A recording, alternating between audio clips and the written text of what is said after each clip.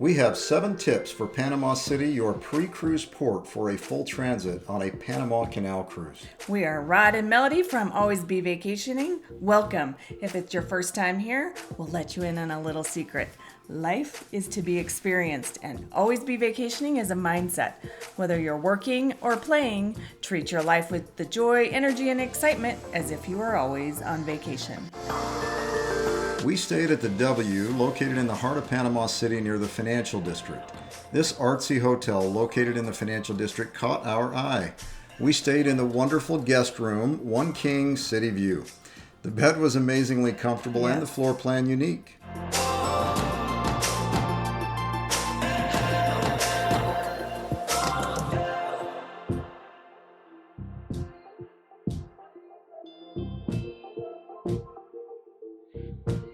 We do have a few annoyances about the room and the hotel. Without a wall for privacy and an overlarge bathroom sink, the area seemed a bit unkept when we pulled out all of our toiletries. And then there was no storage for suitcases, so they had to sit out in the open. This really drove me crazy. The other thing is, the door to the toilet room did not shut properly and is definitely not Morgan approved. On the positive side, we were gifted with the use of robes, which we always enjoy during morning coffee. At least I do. Yeah. A beautiful view of Panamanian skyscrapers and a local cathedral. We noticed this city is a walkable city, and we enjoyed the complimentary coffee on the pool terrace.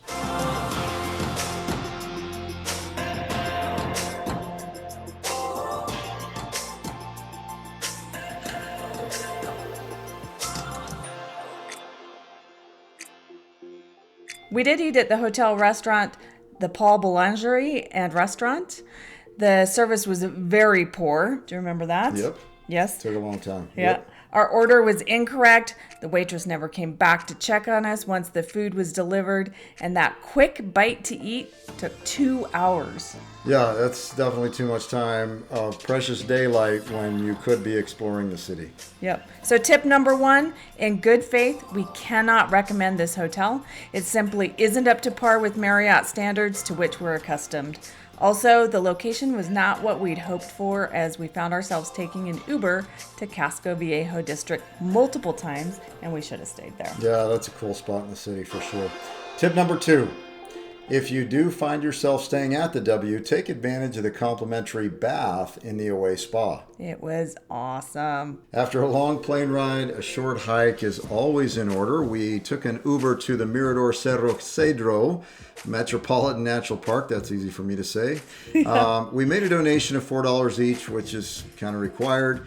We chose the short hike to Cerro Ancon in order to get back to the park's visitor center before closing at 4 p.m. There's a couple of paths you can take. The path is well groomed, an easy slope to the viewpoint, which was really cool.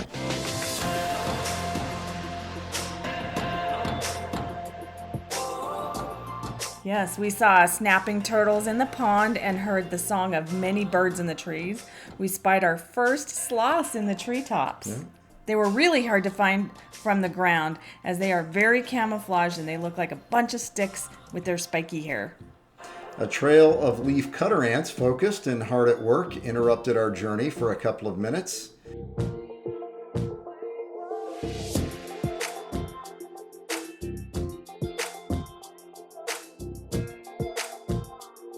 At the lookout on Cerro Ancon, we encountered the antics of a family of coati playing in the garbage. These critters are very similar to raccoons back home, always in the trash and making kind of a mess of things, but they're awfully cute.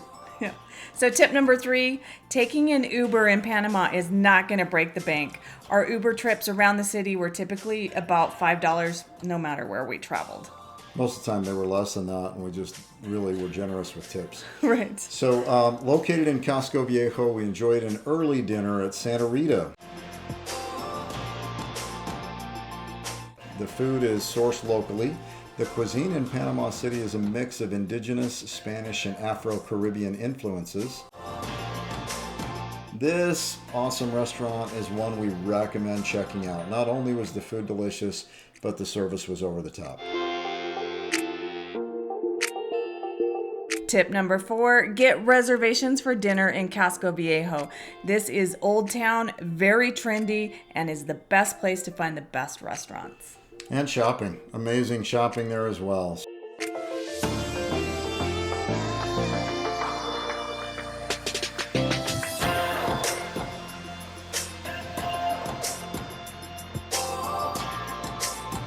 On Viator, we found an excursion that picked us up at the hotel and took us to Monkey Island in Gatún Lake.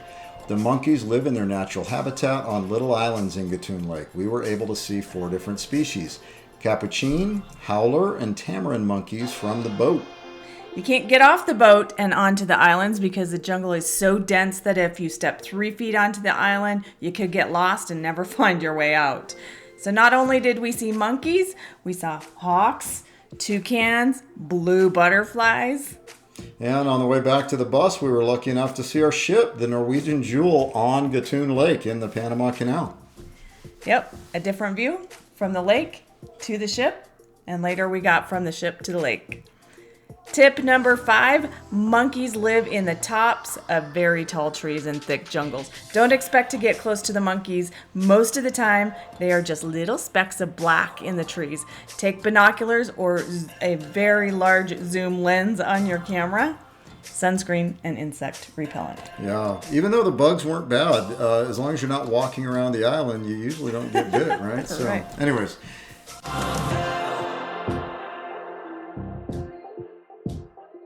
Casco Viejo is a charming historic district in Panama City. It is a UNESCO World Heritage Site and features beautiful colonial architecture, vibrant street art, and delicious restaurants.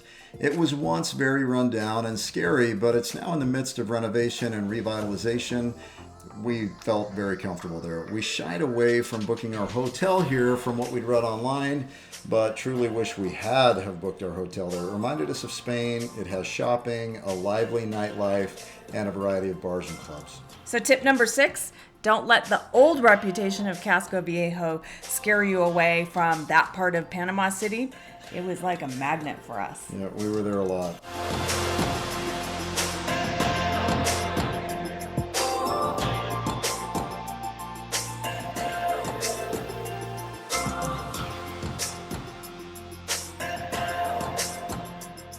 We decided to take an Uber from Panama City to Cologne, where the ship was porting out. The drive takes about an hour and the cost was about $50. Yeah, and then we tipped well. Yeah. Because tip number 7, Colombia is only 200 miles from Cologne and the cartels have taken the city over. Yeah, it's definitely one of the scariest cities I've ever been in. I would definitely not recommend staying there if you're cruising out of here, and spend as little time as possible outside of the gates of the port. Yeah, it looked like the city had been bombed out, graffiti everywhere, it was scary. Go directly to the terminal, which is surrounded by prison fencing, and stay inside. Even our Uber driver dropped us off and promptly skedaddled back to Panama City.